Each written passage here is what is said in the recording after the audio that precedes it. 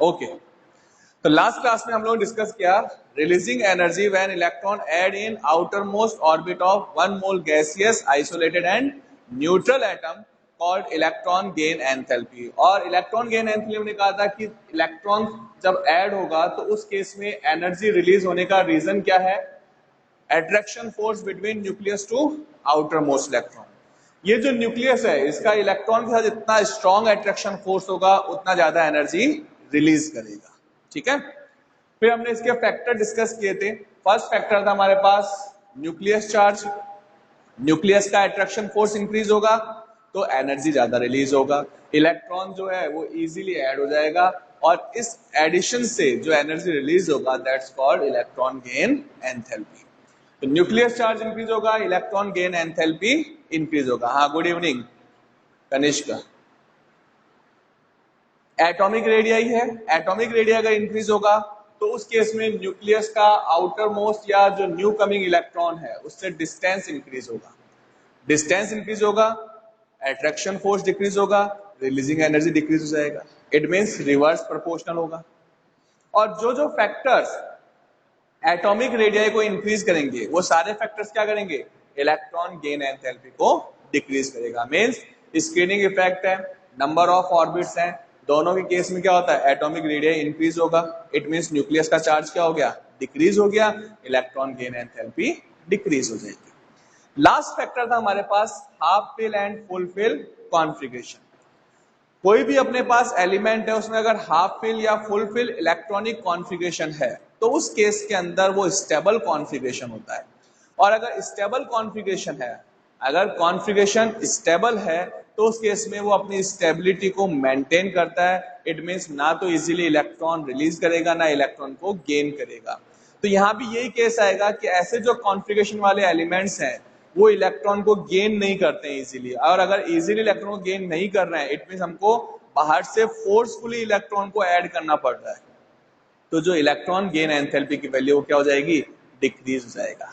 यानी electron gain enthalpy positive के अंदर आता है। किस केस के अंदर? जब हमारे पास हाफ फिल या फुल फिल या स्टेबल इलेक्ट्रॉनिक कॉन्फ़िगरेशन। तो ये हमारे पास फैक्टर्स थे जो हमने लास्ट क्लास में डिस्कस कर लिए थे। आज की क्लास में हम लोग डिस्कस करेंगे पीरियोडिक ट्रेंड को डिस्कस करेंगे कि इलेक्ट्रॉन गेन एंथैल्पी में लेफ्ट टू राइट क्या होता है और अप टू डाउन क्या प्रोसेस होगा।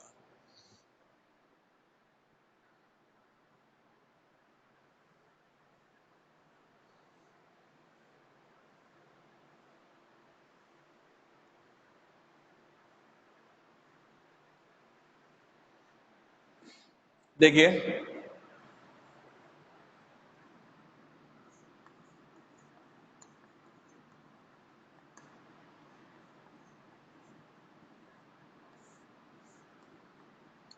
पीरियोडिक ट्रेंड कैसा होगा वो हम डिस्कस कर रहे हैं। In period generally when move left to right, generally when move left to right, then electron gain enthalpy increases. Generally when we move left to right, then electron gain enthalpy increases due to increasing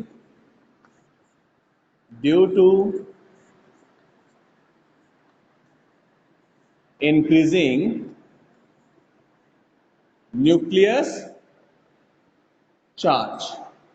ठीक है, left right move करेंगे nucleus charge increase होगा तो उस case में electron gain enthalpy increase होगा। In period when we move left to right then electron gain enthalpy increases due to increasing nucleus charge. Okay, halogens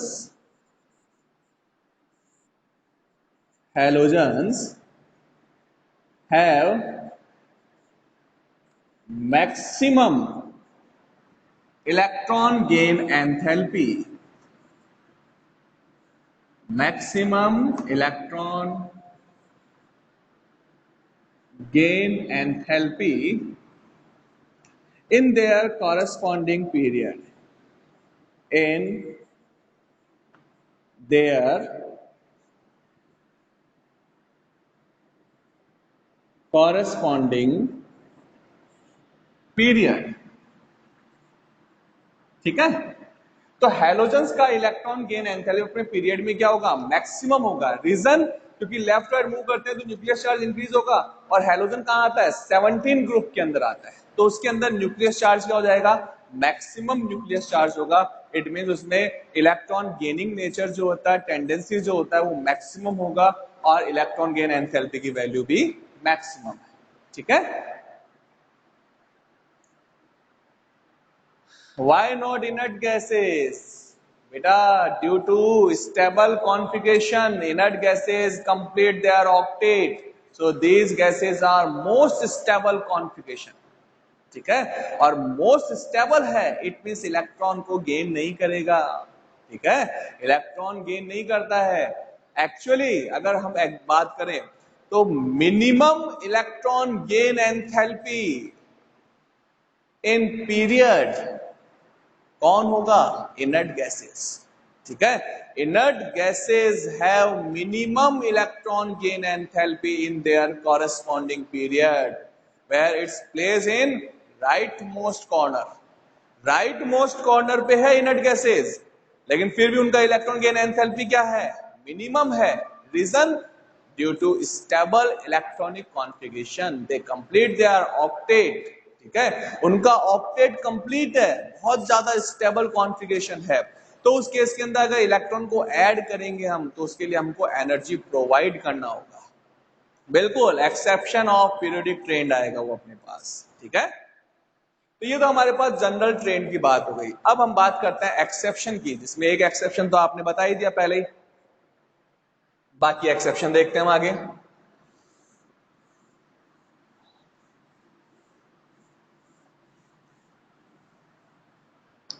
exception case,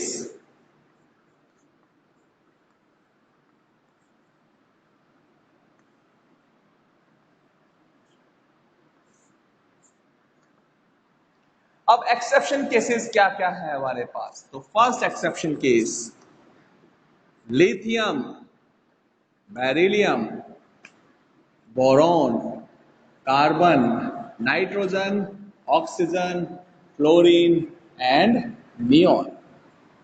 period के अंदर trend की बात कर लेते हैं हम। ठीक है, लेफ्ट टू राइट मूव करेंगे तो इलेक्ट्रॉन गेन एंथैल्पी क्या होगा, आने दो बेटा पलक, ये अपना ग्रुप का टॉपिक है, पहले एक बार पीरियड कंप्लीट करें, उसके बाद ग्रुप में आएंगे, तब डिस्कस करेंगे इस चीज को, है ना, थोड़ा वेट करो। आज की क्लास के अंदर तो कंप्लीट करेंगे इसको अपन। बिल्कुल, electron gain enthalpy increases when move left to right. But अब एक्सेप्शन केस आ गए भाई अपने पास। क्या एक्सेप्शन केस आ गए, देखो यहां पर लिथियम है, लिथियम का कॉन्फ़िगरेशन होता है 2s1, हालांकि स्टेबल कॉन्फ़िगरेशन है, बट अगर ये एक इलेक्ट्रॉन गेन कर ले तो ये किसमें कन्वर्ट हो जाएगा, फुलफिल इलेक्ट्रॉनिक कॉन्फ़िगरेशन में। ठीक है, जबकि बेरिलियम क्या है, ऑलरेडी फुलफिल इलेक्ट्रॉनिक कॉन्फ़िगरेशन में है। ठीक है, beryllium already fulfil electronic configuration में है, तो क्या ये इलेक्ट्रॉन को ऐड कर सकता है क्या, नहीं कर सकता। कर तो सकता है, लेकिन इसके कंपैरिजन में इलेक्ट्रॉन का एडिशन करने के लिए यहां पर क्या होगा, हाई अमाउंट में एनर्जी की रिक्वायरमेंट होगी, ज्यादा अमाउंट चाहिए एनर्जी का। क्यों, क्योंकि ये स्टेबल कॉन्फ़िगरेशन, ये भी स्टेबल है, बट ये एक इलेक्ट्रॉन गेन करके फुलफिल में कन्वर्ट हो सकता है, लेकिन यहां पर तो क्या है, ऑलरेडी फुलफिल कॉन्फ़िगरेशन। ठीक है, तो हम क्या कह सकते हैं कि बेरिलियम का इलेक्ट्रॉन गेन एंथैल्पी लिथियम के अप्रोक्सीमेट इक्वल होता है या थोड़ा कम होता है। ठीक है, फिर हम क्या चले, बोरॉन में आ जाओ साहब। ठीक है, अब कंपेयर करें कार्बन एंड नाइट्रोजन। कार्बन का कॉन्फ़िगरेशन क्या है, 2p2, nitrogen 2p3, already stable configuration है, बट इसको स्टेबल होने के लिए सिंगल इलेक्ट्रॉन की रिक्वायरमेंट है। तो इसको तो स्टेबल होना है, एक इलेक्ट्रॉन लेते ही स्टेबल हो जाएगा, और ये क्या है, ऑलरेडी स्टेबल है। तो इजीली इलेक्ट्रॉन कौन गेन करेगा, कार्बन या नाइट्रोजन, कार्बन और नाइट्रोजन में से इजीली इलेक्ट्रॉन को गेन कौन करेगा, जो पहले से ऑलरेडी स्टेबल है वो करेगा, या जिसको स्टेबल होना है? बिल्कुल, वेरी गुड, सबने सही आंसर दिया है, कार्बन। कार्बन क्या करेगा? एक इलेक्ट्रॉन को इजीली गेन कर लेगा। क्यों? क्योंकि उसको स्टेबल कॉन्फ़िगरेशन की रिक्वायरमेंट है। ठीक है, तो यहां से रिलीजिंग एनर्जी भी ज्यादा होगा। किसके कंपैरिजन में? नाइट्रोजन के कंपैरिजन में। तो नाइट्रोजन के कंपैरिजन में कार्बन का इलेक्ट्रॉन गेन एंथैल्पी हायर हो गया। देन ऑक्सीजन, ठीक है, ऑक्सीजन आ गया अपने पास, नीचे लिख देता हूं, यहां दिखेगा नहीं आपको। और फाइनली क्या आ गया? फ्लोरीन। अब बात आई भैया नियोन की, कि नियोन का क्या केस है। तो अभी तक तो हमारे पास क्या था? Half fill full fill configuration था, बट नियोन ने तो सारी लिमिट क्रॉस कर दी स्टेबिलिटी के अंदर। हाफ फिल फुल फिल नहीं है उसका, तो ऑर्बिट ही कंप्लीट हो चुका। ठीक है, ऑर्बिट कंप्लीट हो गया, उसने तो ऑक्टेट कंप्लीट कर लिया अपना। तो सबसे ज्यादा जो स्टेबल है वो क्या है? नियोन है। और नियोन मोस्ट स्टेबल है, इसलिए उसका इलेक्ट्रॉन गेन एंथैल्पी क्या हो जाएगा? मिनिमम हो जाएगा। तो नियोन का इलेक्ट्रॉन गेन एंथैल्पी मिनिमम होगा और हैलोजन का इलेक्ट्रॉन गेन एंथैल्पी मैक्सिमम होगा। ओके, तो ये हमारे पास इनका ट्रेंड आ गया, इसका एक्सेप्शंस आ गया अपने पास। चलो अब देखते हैं, हम बात करते हैं ग्रुप के अंदर। ये तो हो गया साहब पीरियड की बात, कि ठीक है पीरियड में तो ऐसा ऐसा हो गया। ग्रुप में क्या करोगे आप लोग? तो अब ग्रुप को डिस्कस करते हैं अपन।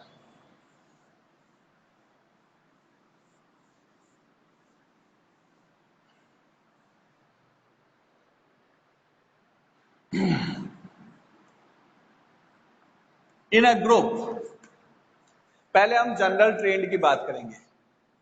When we move up to down,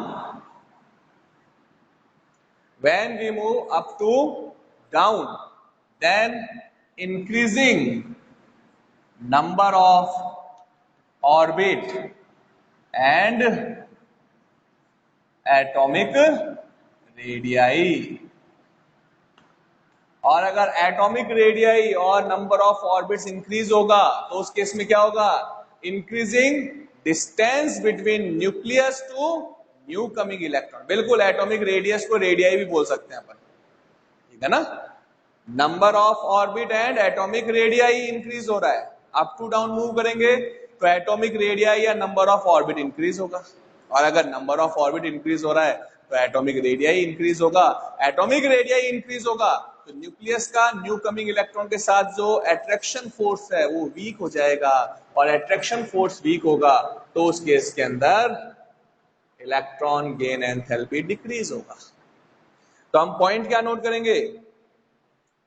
generally when we move, generally, हाँ रिकॉर्डेड वीडियो सेंड कर देंगे बेटा, डेली करता हूं, हर क्लास का सेंड करते हैं, ठीक है, नोट करो। Generally when electron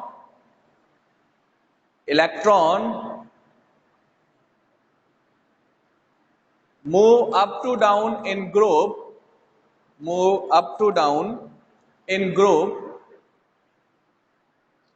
increasing number of orbits, increasing number of orbits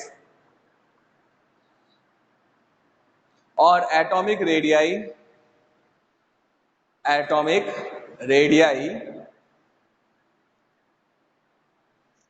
therefore decreasing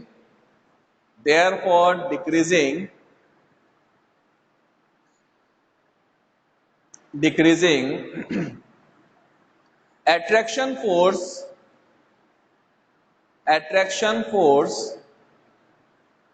between nucleus to new coming electron, nucleus to new coming electron, hence decreasing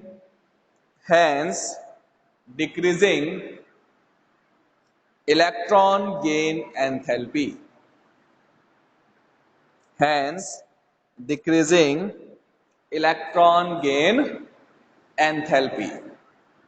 okay, electron gain enthalpy decrease होगा up to down move करेंगे तो। उसका reason मैंने बता दिया, atomic radii increase होगा, nucleus का outer electron जो है, जो न्यू कमिंग इलेक्ट्रॉन है, उससे अट्रैक्शन फोर्स कम हो जाएगा तो रिलीजिंग एनर्जी डिक्रीज होगी। अब देखो यहां पर बात करते हैं एक्सेप्शंस की, जो अभी पूछा था पलक ने, उस क्वेश्चन का आंसर देखो आप।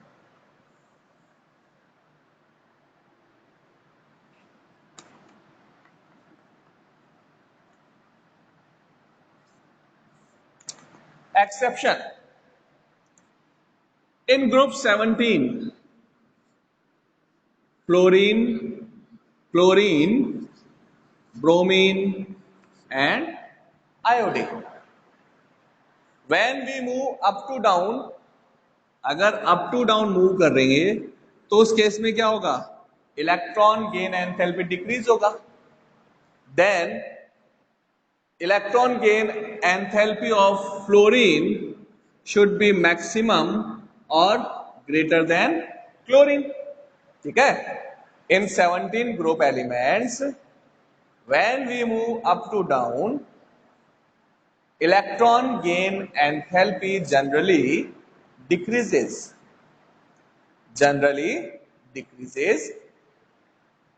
So electron gain enthalpy of fluorine, electron gain enthalpy of fluorine should be greater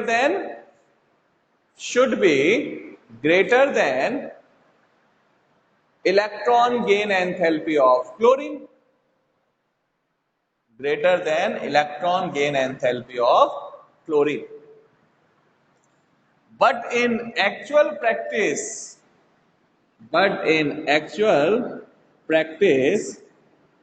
chlorine has maximum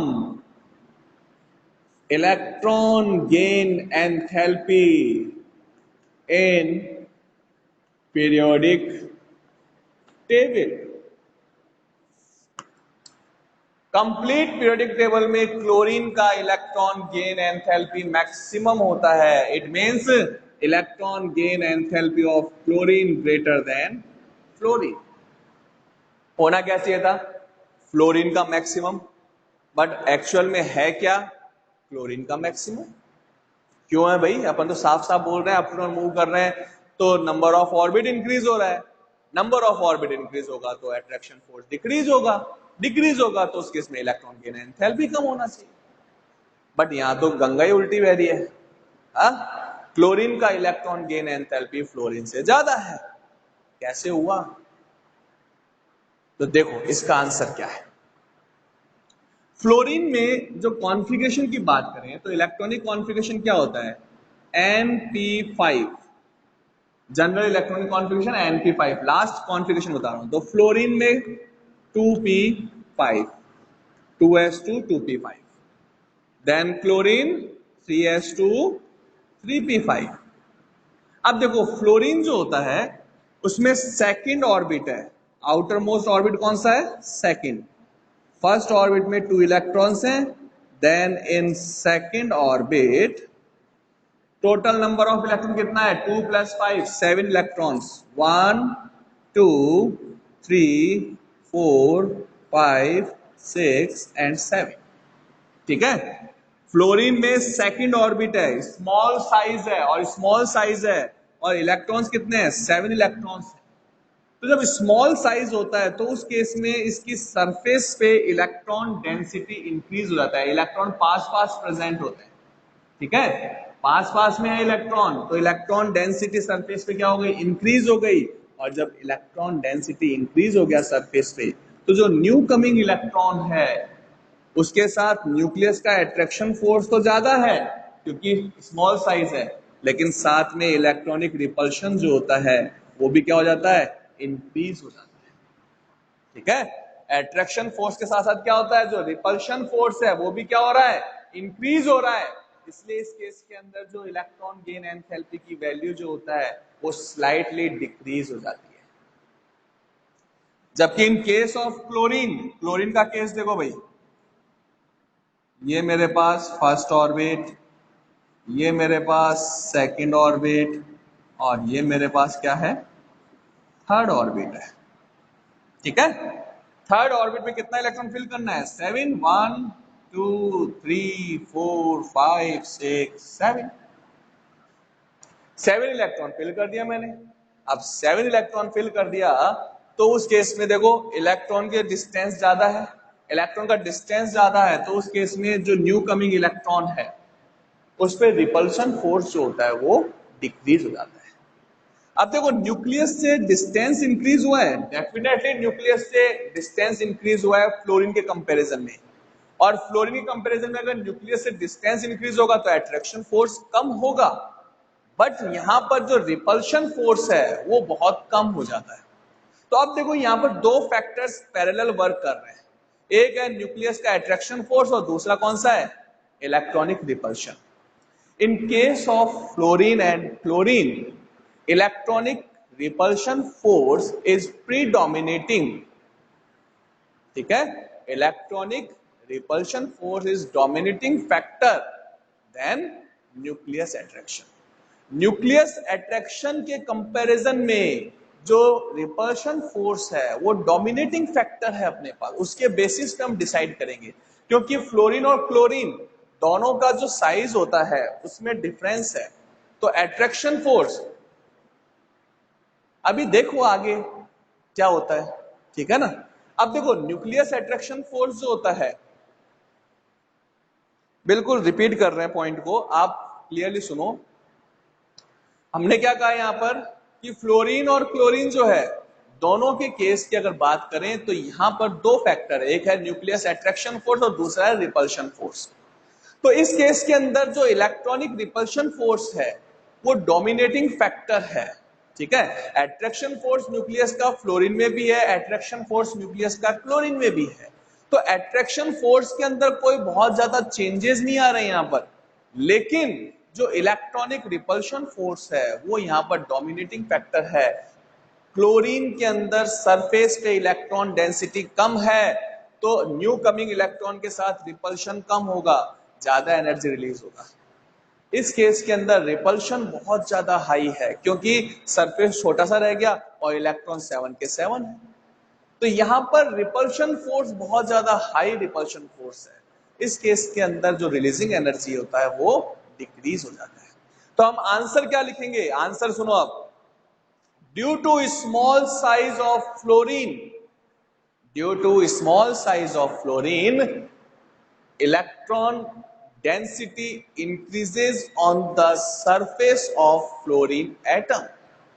Electron density increases on the surface of fluorine atom and also increasing electronic repulsion.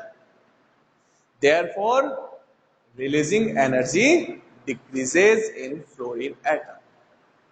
Whereas in case of chlorine, electron density on surface, electron density on surface comparatively lesser, comparatively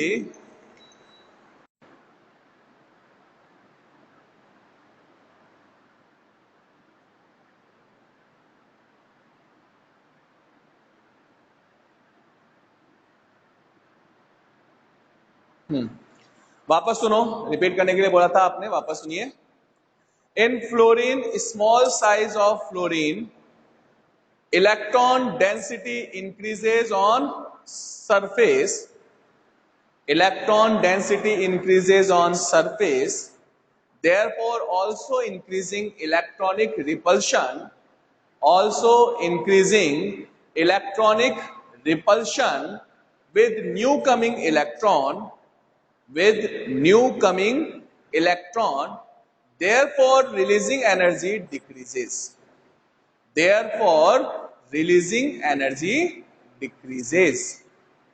But in case of chlorine, but in case of chlorine, comparatively greater size, comparatively greater size,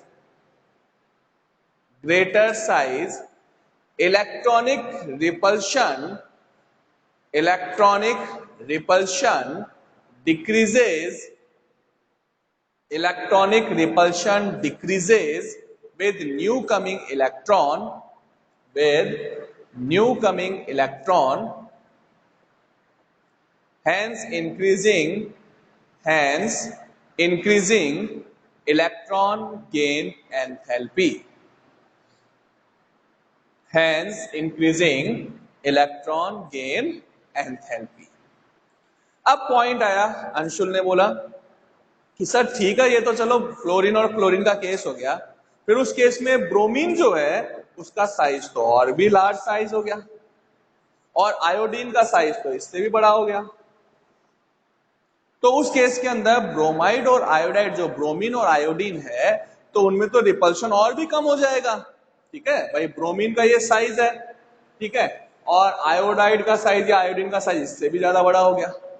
तो जब size increase हो रहा है, surface पे electron density जो होता है वो कम हो जाएगा, तो इलेक्ट्रॉनिक रिपल्शन तो कम होगा। तो आयोडीन में तो इलेक्ट्रॉन रिपल्शन और भी ज्यादा कम हो जाएगा, तो उसका इलेक्ट्रॉन गेन एंथैल्पी ज्यादा क्यों नहीं हुआ? तो हमने क्या कहा यहां पर कि यहां पर दो फैक्टर पैरेलली वर्क कर रहे हैं। ठीक है, स्टार्टिंग का जो केस था क्लोरीन और फ्लोरीन का, वहां पर न्यूक्लियस अट्रैक्शन फोर्स के अंदर बहुत ज्यादा चेंज नहीं था, बट रिपल्शन फोर्स जो था वो डोमिनेटिंग फैक्टर था। बट जैसे जैसे अपन ग्रुप में डाउन चलेंगे तो एटॉमिक साइज में बहुत ज्यादा इंक्रीमेंट होता है, और एटॉमिक साइज इंक्रीज होगा तो उस केस में रिपल्शन फोर्स तो डिक्रीज होगा, बट साथ में न्यूक्लियस का जो अट्रैक्शन फोर्स है वो भी बहुत कम डिक्रीज हो, बहुत ज्यादा अमाउंट में डिक्रीज होगा। इट मीन्स ब्रोमीन, आयोडीन, इनके केस की बात करें तो यहां पर जो डोमिनेटिंग फैक्टर है वो क्या होगा? न्यूक्लियस अट्रैक्शन फोर्स होगा। So, in case of bromine and iodine, atomic radii increases and decreasing electronic repulsion with new coming electron. But in this case, increasing distance between nucleus to outermost electron. But in this case, distance increasing between nucleus to new coming electron and decreasing attraction force। ठीक है, तो repulsion तो कम हो गया, repel तो नहीं कर रहे, लेकिन वो आएगा तो रिपेल करोगे ना। आने के लिए तो कौन रेस्पॉन्सिबल है? न्यूक्लियस रेस्पॉन्सिबल है। जब न्यूक्लियस का अट्रैक्शन फोर्स कम हो जाएगा तो इलेक्ट्रॉन से जो अट्रैक्शन फोर्स है वो डिक्रीज हो रहा है, तो रिलीजिंग एनर्जी क्या हो जाएगी? कम हो जाएगा। ठीक है भाई, इलेक्ट्रॉन, न्यूक्लियस इलेक्ट्रॉन को खींच के यहां तक लेके आएगा तब तो तुम रिपेल करोगे, और न्यूक्लियस खींच के नहीं लाएगा इलेक्ट्रॉन को तो तुम रिपेल किसको करोगे? ठीक है, तो यहां पर अपने पास केस में ही आएगा। तो ये था हमारे पास exception case electron gain enthalpy का, और इलेक्ट्रॉन गेन एंथैल्पी का टॉपिक हो गया कंप्लीट। नेक्स्ट क्लास में करेंगे हम